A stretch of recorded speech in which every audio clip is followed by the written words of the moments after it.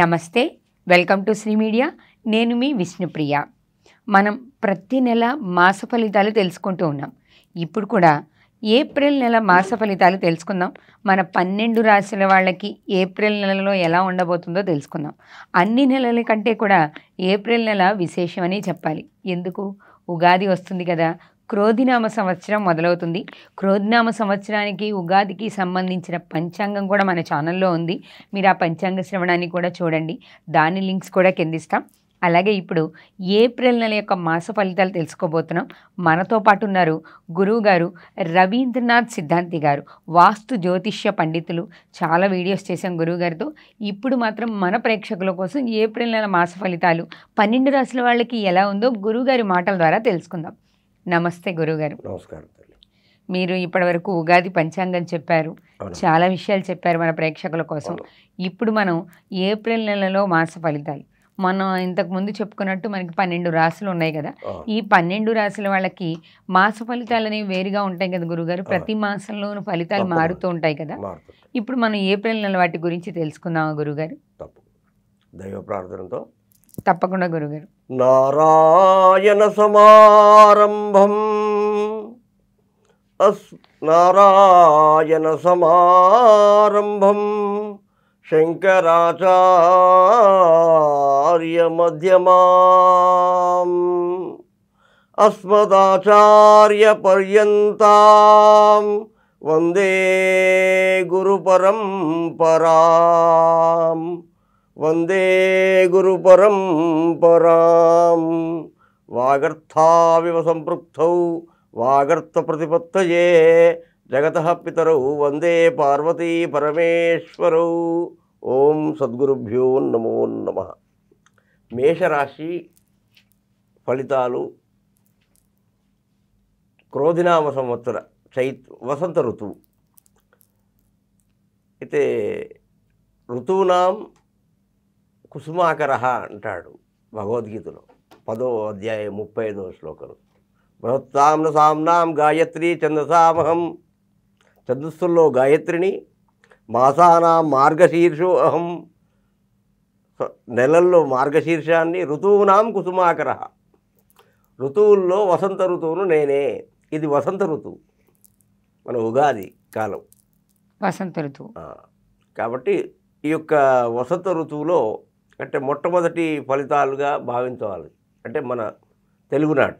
కాబట్టి మేషరాశి వారి ఫలితాలను కనుక మనం గమనించినట్లయితే వారి గ్రహాలు మేషంలో గురువు రవి ఎక్కువగా సంచరించేటువంటి అవకాశం ఉంది. అంటే బుధుడు మీనంలో కొన్ని రోజులు, మళ్ళీ మేషంలోకి వచ్చిన తర్వాత మళ్ళీ 8వ తారీఖు నాడు తిరిగి అంటే ఉగాది వరకు మళ్ళీ తిరిగి మేషంలోకి వస్తాడు. ఓకే. అట్లాగే కేతు అనే గ్రహము కన్యారాశిలో ఉంటుంది. అలాగే కుజుడు శని ఇద్దరు కూడా ఇంతకుముందు మనం చెప్పుకున్నాం కుంభరాశిలో ఉన్నారు. తర్వాత రాహు రవి తర్వాత శుక్రుడు వీరు మీనరాశిలో ఉన్నారు. అయితే బుధుడు కూడా మనకు కొన్ని రోజుల వరకు వీరితో ఉండి ఈ మీనరాశిలో ఉండేటువంటి అవకాశం ఉంది. అయితే 27వ తారీఖు వరకు రవి ఈ యొక్క శని కుజుడు అనేటువంటి వారు గత మాసము నుంచే అంటే మార్చి మాసం నుంచే వీళ్ళిద్దరు కలిసి ఉన్నారు కనుక కుజుడు ఏ ఇంట్లోకి వెళ్ళినా 45 రోజులు ఉంటాడు. ఈ రవి బుధ శుక్రులు ప్రతి నెలకు ఒకసారి మారిపోతారు. ఓకే. దానివల్ల అంటే ఏప్రిల్ 28 వరకు దాదాపుగా ఒక మన తెలుగునాట అనే కాకుండా ప్రపంచమంతా కూడా కొంత యుద్ధ వాతావరణం లాగానే ఉంటుంది అని చెప్పుకోవచ్చు ఈ ఏప్రిల్ నెల 28 వరకు. అలాగే ముఖ్యంగా మేషరాశి వారికి గురించి మనం ఆలోచించినట్లయితే మేషరాశికి అధిపతి అయినటువంటి కుజుడు శత్రువు అయినటువంటి శనితో కుంభరాశిలో ఉన్నాడు. అంటే కొంత అసంతృప్తికరంగా ఉండేటువంటి సూచనలు కలుగజేస్తుంది మేషరాశి వారికి. అంటే ఎలాంటి అసంతృప్తి అంటే ఇప్పుడు ఉదాహరణకి తమ ఒక విధంగా భావిస్తే ఇంకొక విధంగా ఫలితాలు రావడం, ఇంట్లో ఏవైనా నూతన వేడుకలు తర్వాత గృహప్రవేశాలు జరిగే అవకాశాలు కూడా ఉన్నాయి దీంతో పాటుగా. ఎందుకంటే లగ్నంలో గురువు ఉన్నాడు కనుక, లగ్నాత్తు గురువు 1వ ఇంట్లో ఉంటే సువర్ణమూర్తి కనుక శుభకార్యాలను చేయిస్తాడు. పెళ్ళిళ్ళు కూడా జరిగే అవకాశాలు ఉన్నాయి. తర్వాత ఈ బారసాల లాంటివి అంటే పిల్లలు పుట్టి 21 రోజులు జరగడం అట్లాంటి మొత్తానికి శుభకార్యాలు జరిగి బంధువులు ఇంటికి రావడం మాత్రం ఖాయం మేషరాశి వారికి ఈ నెలలో తప్పకుండా అది. అయితే దానివల్ల ఏమవుతుందంటే కొంత అనారోగ్యం అంటే బంధువులు రాకడతో కొన్ని పనులు ఎక్కువయ్యి కొంచెం అనారోగ్యం కూడా మొదటి వారంలో కొంత అనారోగ్యం ఎక్కువగా దెబ్బతినే అవకాశం ఉంది. ఆరోగ్యం పట్ల చాలా జాగ్రత్త వహించాలి. ముఖ్యంగా కీళ్ళకు సంబంధించినటువంటి, ఎందుకంటే శని బొక్కలకు ఎముకలకు కీళ్ళ కారకుడు కాబట్టి ఎముకలు కీళ్ళకు సంబంధించినటువంటి నొప్పులకు కూడా కారకుడు కాబట్టి వాటికి సంబంధించినటువంటి మాత్రలు అవి కొంచెం వేసుకోవాలి లేదా వైద్యుని సంప్రదించాలి ఎక్కువైనట్టయితే. తద్వారా వచ్చినటువంటి వారితో ఎవరితోనైనా ఆకస్మిక కలహం జరిగే అవకాశం ఉంది కనుక కొంత వాగ్ధోరణిని అదుపులో చేసుకోవడం ఎందుకైనా మంచిది. ఈ ఇబ్బందులు గొడవలు రాకుండా ఉండడం అయితే వచ్చే ప్రయత్నం చేస్తాయి. ఎందుకంటే బుద్ధి కర్మానుసారిని కర్మను అనుసరిస్తూ ఉంటుంది. అయ్యో నేను అనుకోలేదు, ఆ ఒక్క క్షణం ఊరుకుంటే బాగుండేది అని తర్వాత అనిపిస్తుంది. కానీ ఆ క్షణం ఊరుకోము, గ్రహాల యొక్క సంచారం అలా పనిచేస్తుంది మానవునిపై. కాబట్టి మేషరాశి వారికి కొంత అనారోగ్యత ఉన్నప్పటికీ కూడా 1వ వారం తర్వాత 3వ వారం కొంత జాగ్రత్త తీసుకోవాలి. వీళ్ళకి 2వ వారం చాలా సంతోషమైనటువంటి వార్తలు రావడం. తర్వాత ఇంకొకటి ముఖ్యంగా చెప్పాలంటే ఏవైనా నూతనంగా యువకులు యువత ఆడవాళ్ళైనా అమ్మాయిలైనా అబ్బాయిలైనా విదేశాలకు వెళ్ళేటువంటి ఆలోచనలో ఉన్న వారికి ఈ నెల ఈ ఏప్రిల్ మాసం ఒక బ్రహ్మాండమైనటువంటి బంగారు నెలగా చెప్పుకో. ఎందుకంటే ఎవరైనా గ్రీన్ కార్డుకి అప్లై చేసినటువంటి వాళ్లకు అక్కడ అమెరికాలో జర్మనీలో వేరే వాళ్ళకు స్టాంపింగ్ కావాలనుకునే వాళ్ళకు ఇవన్నీ జరిగే అవకాశం ఉంది మళ్ళీ వాళ్ళు, ఎందుకంటే పశ్చిమ దేశంలో ఉన్నారు కనుక.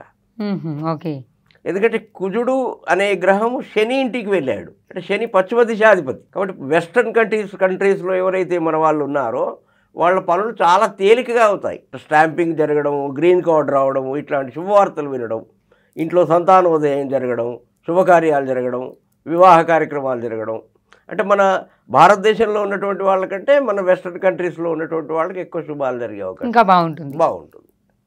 ఇక మిగతా భారతదేశంలో ఉన్నటువంటి వాళ్లకు శుభకార్యాలు జరుగుతాయి. కొంత ఆరోగ్యం కొంత మాత్రమే, అది పెద్ద శస్త్రచికిత్సలకి ఏమి దారి తీయదు, అంత దూరంగా ఆలోచించాల్సిన అవసరం లేదు. తర్వాత భార్య భర్తల మధ్య ఈ శుభకార్యాలు జరిగేటప్పుడు అది సహజంగా జరిగేదంతేదమ్మా ప్రతి ఇంట్లోనూ. కొన్ని సందర్భాల్లో చిన్న చిన్న గొడవలు తగాదాలు వచ్చే అవకాశం ఉంది.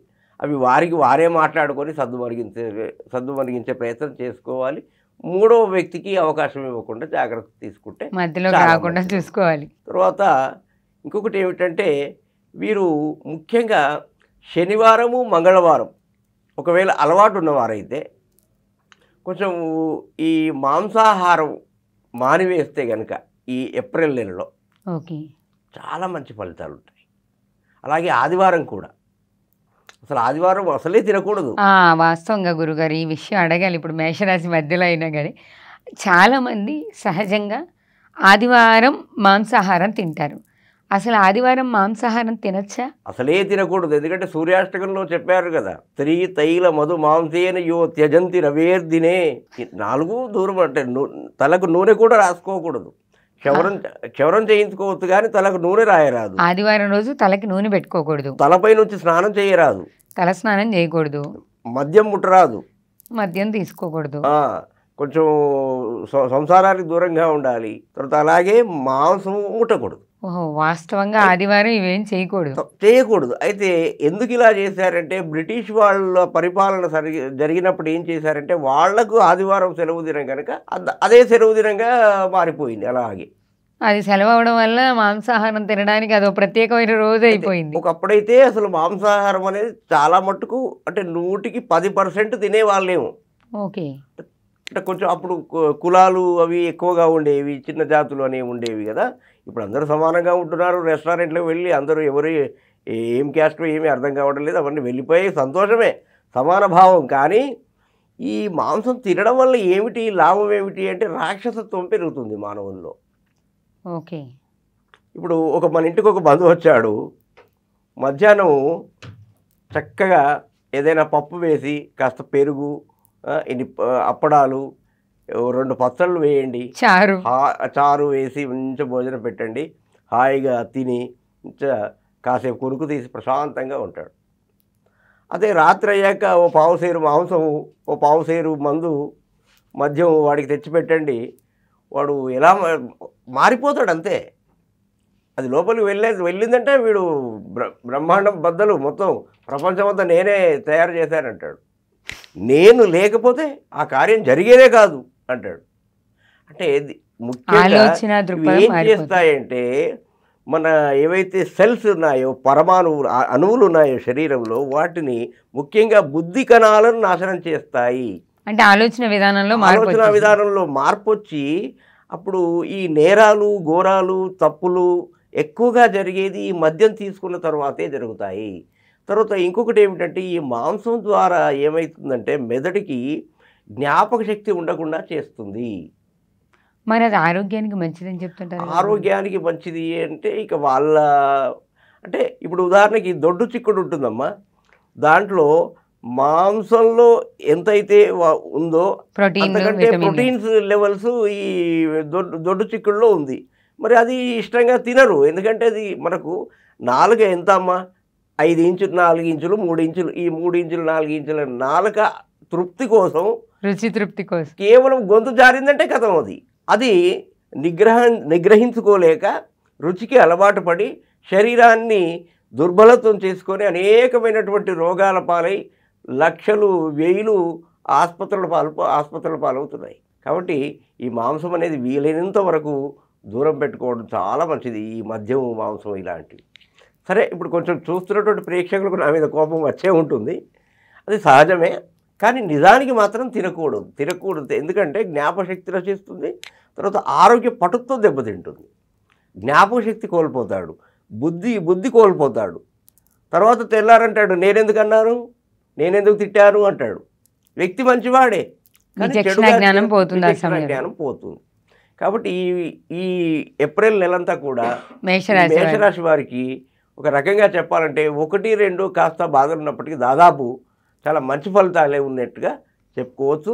ఒకవేళ వీలైనటువంటి వారు, ఒకవేళ ఓపిక ఉన్నట్లయితే ఒక 11 లేదా 5 మంగళవారాలు జిల్లేడాకులు ఉంటాయి, వాటిని కానీ, లేదా ఒక 2 మంగళవారాలైనా, చివరికి అధమపక్షం 1 మంగళవారమైనా స్వామివారికి, ఆంజనేయ స్వామివారికి కాస్త సింధూరం పెట్టించి తమలపాకు అతికిస్తారు. తమలపాకు చేయిస్తే కనుక మీకున్నటువంటి పీడలు ఏవైనా ఉంటే ఈ మాసం అంతా తొలగిపోయి హాయిగా ఉంటుంది. ఈ చిన్న చిట్కా, ఇది పెద్ద ఖర్చు అయ్యేదేం కాదు, మహా అంటే ఒక 100-200లో అయిపోద్ది. సొంతంగా కూడా చేసుకోవచ్చు. ఎవరైనా ఆంజనేయ స్వామి విగ్రహం కనుక మనకు అందుబాటులో ఉంటే మనం సొంతంగా వెళ్ళి సింధూరం పెట్టేసి స్వామివారికి అగరత్తులు వెలిగించి ఒక టెంకాయ కొట్టి ఈ తమలపాకులు అతికించడం, ఇది ఒక ఆనవాయితీగా వస్తుందమ్మా. దీనివల్ల ఈ మేషరాశి వారికి ఈ నెలంతా కూడా చాలా హాయిగా, సాఫీగా ఉంటుంది. ధన్యవాదాలు గురువుగారు.